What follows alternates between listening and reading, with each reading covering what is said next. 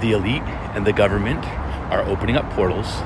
They're summoning demons, all with AI data centers. And I'm going to show you how they're doing it.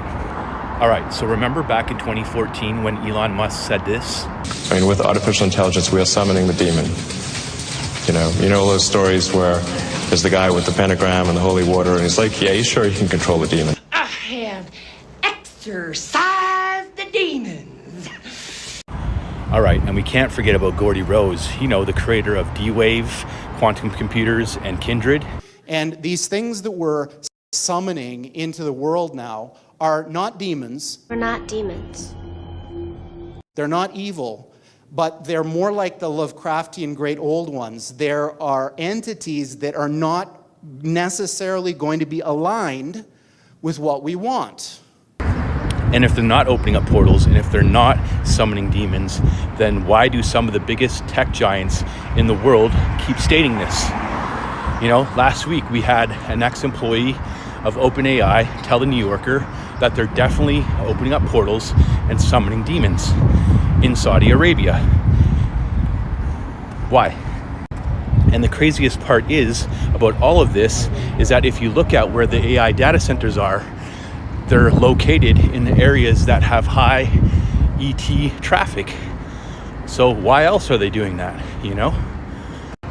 And if you don't know who Gordy Rose is, I highly, highly suggest doing a Google search on him, on his company D-Wave, Kindred, see what they've been up to. This is all information I shared with my community over a decade ago.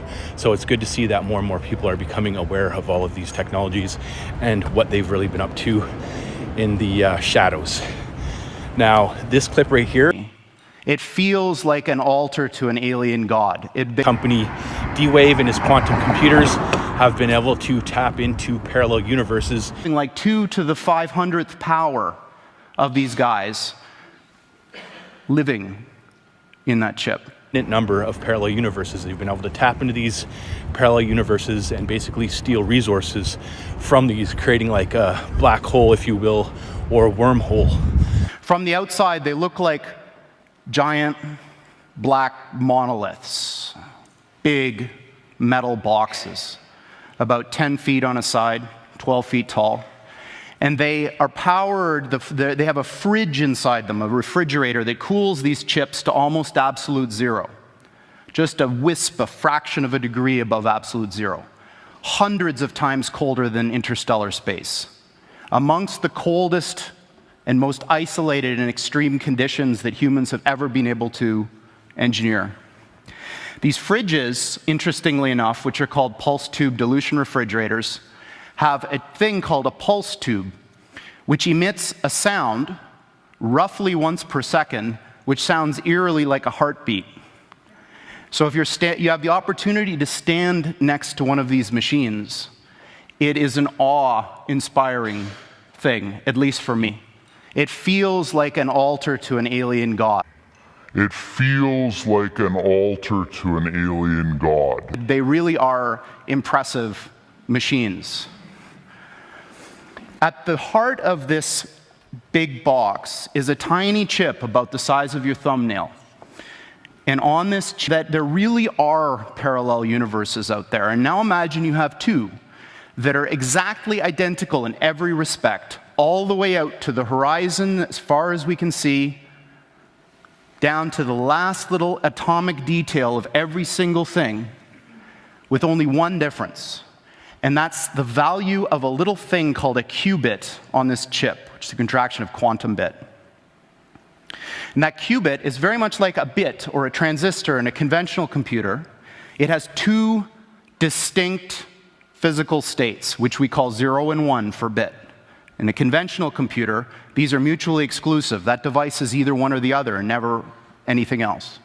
In a quantum computer, that device can be in this strange situation where these two parallel universes have a nexus, a point in space where they overlap. And when you increase the number of these devices, every time you add one of these qubits, you double the number of these parallel universes that you have access to, until such time when you get to a chip like this, which is about 500 of these bits, you have something like 2 to the 500th power of these guys, living in that chip. Now, the crazy part is how CERN comes into all this and how the Mandela effect also plays into all this stuff.